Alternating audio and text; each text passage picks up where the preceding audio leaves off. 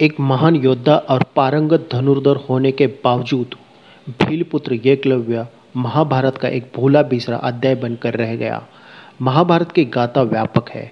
अनेक घटना और पात्रों के वजह से बहुत से ऐसे पात्र हैं जिन्हें नज़रअंदाज किया गया है। इन्हीं चरित्रों में एक है एकलव्य। एकलव्य की कहानी बेहद मार्मिक है। महाभारत की कहानी में जिन्हें सदाचारी और हमेशा धर्म की राह पर चलने वाला दिखाया गया है, दरअसल ये पात्र एकलव्य के जीवन में बहुत ही क्रूर साबित हुए थे।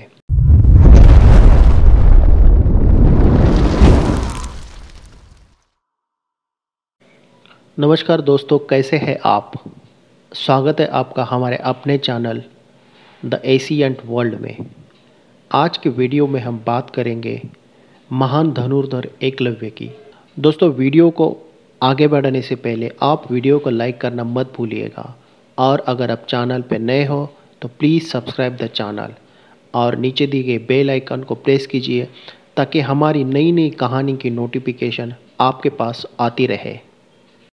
द्रोणाचार्य के महान शिष्य और महाभारत के कहानी के नायक रहे अर्जुन को सबसे बेहतरीन और अचूक धनुर्धर माना जाता है, लेकिन एकलव्य के सामने अर्जुन के तीर भी अपना निशाना नहीं पहचान पाते थे।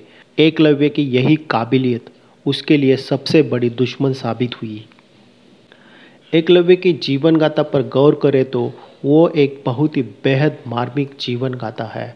वो एक भीलपुत्र था और जंगल में अपने पिता के साथ रहता था। उसके पिता हिरण्यधनु उसे यही सीख देते थे कि उसे अपने जीवन में आगे बढ़ना चाहिए। शिकारी का बेटा होने की वजह से एकलव्य को बचपन से ही धनुष बाण से बहुत ही प्रेम था। बचपन से ही वो एक बेहतरीन धनुर्धर बनने का ख्वाब देखता था। एक दिन बालक एकलव्य बांस के ही धनुष पर पास का ही तीर लगाकर निशाना लगा रहा था और उसके ऊपर पुलक मुनि की नज़र पड़ गई। पुलक मुनि एकलव्य का आत्मविश्वास देखकर आश्चर्यचकित रह गए और एकलव्य से कहा कि उन्हें अपने पिता के पास लेके चलो। मुनि की बात मानकर एकलव्य उनको अपने पिता के पास ले गए। पुलक मुनि ने हिरण्यधनु को समझाया कि उसका बेटा बेहतरीन धनुर्धर बनने के काबिल है, इसे सही दीक्षा दिलाने का प्रयास कीजिए। पुलक मुनि की बात से प्रभावित होकर भील राजा हिरण्यधनु अपने पुत्र एकलव्य को द्रोण जैसे महान गुरु के पास ले आया। हिरण्यधनु ने जब द्रोण को अपना परिचय दिया और बताया कि वो एक भील है और अपने पुत्र को धनुर्धर बनाना चाहता है, उसकी बात सुनकर द्रोणाचार्य बहुत जोर से हंसने लगे। द्रोण ने हिरण्यधनु से कहा कि उनका काम केवल शिकार के लायक ही धनुर्विद्या सीखने तक है। युद्ध में शस्त्रों को मारना उनका काम नहीं है। वैसे भी द्रोण पितामह भीष्म को दिए गए वचन से प्रतिबद्ध थे कि वो केवल कौरव वंश के राजकुमारों को ही अस्त्र शस्त्र की शिक्षा देंगे। द्रोण की ओर से अपमानित होने के बाद हिरण्यधनु तो वापस जंगल में लौट आए, लेकिन एकलव्य को द्रोण के पास सेवक के तौर पर छोड़ आए। द्रोण की ओर से दीक्षा देने के बाद से नकार देने के बावजूद भी एकलव्य ने हिम्मत नहीं हारी।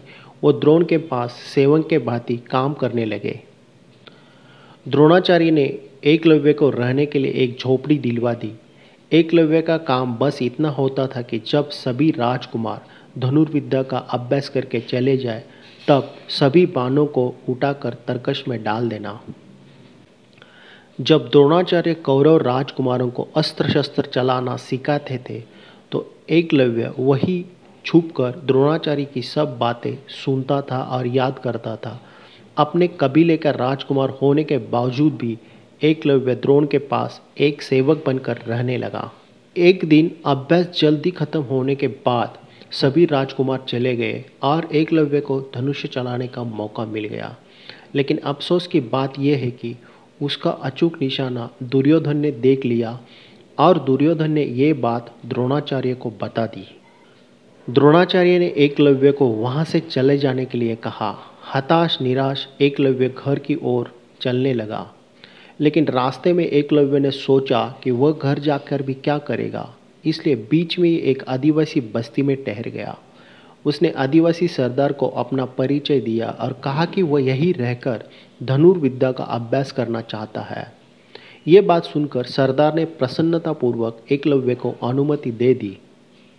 एकलव्य ने जंगल में रहते हुए गुरु द्रोणाचार्य की एक मिट्टी की प्रतिमा बनाई और उसी को अपना गुरु मानकर धनुर्विद्या का अभ्यास करने लगा। समय बीतता गया और कौरव वंश के अन्य बालकों की तरह कौरव और पांडवों के साथ साथ एकलव्य भी एक युवा हो गया।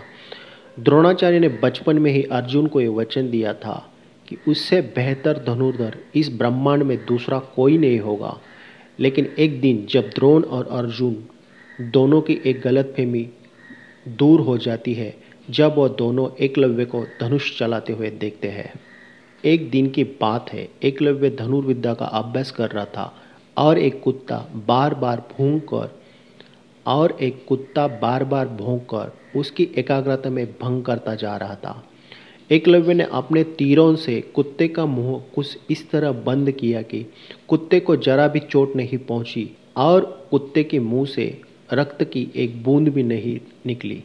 ये कुत्ता कोई साधारण कुत्ता नहीं था, बल्कि पांडवों और कौरवों के साथ द्रोणाचार्य के आश्रम में रहने वाला एक कुत्ता था। जब वो कुत्ता वापस आश्रम में गया तो द्रोण ये देखकर हैरान रह गए कि कितनी सफाई से उस कुत्ते का मुंह किसी ने तीरों से बंद कर दिया था।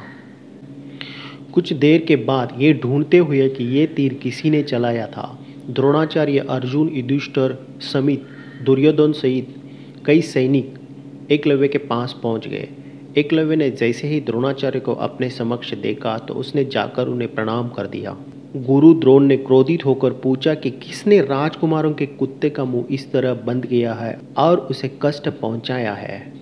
इस सवाल का जवाब देते हुए एकलव्य ने कहा कि इस कुत्ते को जरा सा भी कष्ट नहीं हुआ, क्योंकि इस कुत्ते का मुंह मैंने आपके सिखाए गए तरीके से बंद किया है। गुरु द्रोण पहले तो आश्चर्यचकित रह गए, लेकिन अपनी मिट्टी की मूर्ति देखकर उन्होंने एकलव्य को पहचान लिया।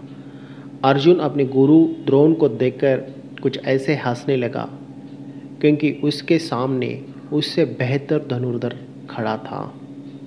एकलव्य की प्रतिभा को देखकर द्रोणाचार्य संकट में पड़ गए, लेकिन अचानक उन्हें एक युक्ति सूझी। उन्होंने एकलव्य से गुरु दक्षिणा के रूप में अपने दाएं हाथ का अंगूठा ही मांग लिया, ताकि एकलव्य बाद में धनुष्य बाण नहीं चला सके। एक अदृश्य और आज्ञाकारी शिष्य की तरह एकलव्य ने अपनी आंखों में आंसू भरकर बिना कुछ सोचे समझे अपने गुरु को अपना अंगूठा दे दिया। विष्णु पुराण और हरिवंश पुराण में उल्लिखित है कि निषाद का राजा बनने के बाद एकलव्य ने जरासंध की सेना की तरफ से मथुरा पर आक्रमण कर दिया और यादवों की सेना का लगभग सफाया कर दिया था। यादव वंश में इससे हाहाकार मच गया। इसके बाद जब श्री कृष्ण ने दाहिने हाथ से महज 4 उंगलियों के साथ एकलव्य को तीर चलाते हुए देखा तो वो आश्चर्यचकित रह गए। एकलव्य अकेले ही सैकड़ों यादववंशी योद्धाओं को रोकने के लिए सक्षम था। इसी युद्ध में एकलव्य कृष्ण के हाथों वीर गति को प्राप्त हुआ था और उसका पुत्र केतुमान भीम के हाथों मारा गया था। जब महाभारत युद्ध के बाद सभी पांडव अपनी वीरता का बखान कर रहे थे, तभी कृष्ण ने अपने अर्जुन प्रेम की बात कबूली थी। कृष्ण ने अर्जुन से स्पष्ट ही कहा था कि तुम्हारे प्रेम में मैंने न जाने क्या क्या किया है। तुम संसार के सर्वश्रेष्ठ धनुर्धर कहलाओ, इसलिए मैंने द्रोणाचार्य का वध करवाया, महापराक्रमी कर्ण को कमजोर कर मरवाया। तुम्हारे जानकारी का बिना मैंने भील पुत्र एकलव्य को भी वीर गति दी, ताकि तुम्हारे रास्ते में कोई बाधा न आए। तो दोस्तों, धनुर्धर अर्जुन को महान धनुर्धर बनवाने के लिए श्री कृष्ण ने ये सब चीज़ें की थी और एकलव्य को भी मरवाया था। दोस्तों, इतिहास ऐसे ही होता है, उसके कई हिस्सों पर विश्वास करना हमें बहुत ही मुश्किल होता है, लेकिन यही सत्य है। तो दोस्तों, आज के वीडियो में बस इतना ही। हम जल्दी हाजिर होंगे एक नई कहानी के साथ। तब तक देखते रहिएगा द एशियंट वर्ल्ड। अगर आपको ये वीडियो अच्छी लगी हो तो लाइक ज़रूर कर देना, और आप चैनल पे नए हो तो चैनल को प्लीज़ सब्सक्राइब कर देना। Thank you very much.